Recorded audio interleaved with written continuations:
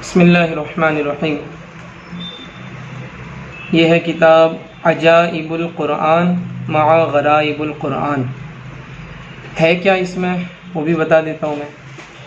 दुनिया की सबसे कीमती गाय, उलट पलट हो जाने वाला शहर, सबसे पहला कातिल और मकतूल, चार काबिल इबरत औरतें, हज़रत सुलेमान अलैहिस्सलाम और एक चींटी, हज़रत ईसा अलैहिस्सलाम के चार मौजिज़ात, दौड़ने वाला पत्थर, सामरी का बछड़ा, ये सारे वाक़यात क़ुरआन करीम में मौजूद हैं।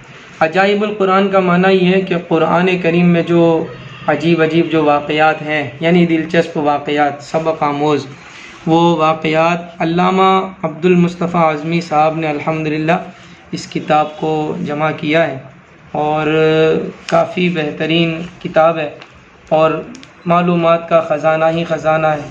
400 से ज़ायद इसके कुल पेजेस हैं। बहुत बेहतरीन किताब है ये अजाइबुल क़ुरआन ग़राइबुल क़ुरआन। उलमा के लिए और आम लोगों के लिए भी ये किताब मुफीद है। ज़रूर पढ़ें और हासिल करें। अशरफ़ी बुक स्टॉल से इंशाअल्लाह यहाँ से आप इस किताब को हासिल कर सकते हैं।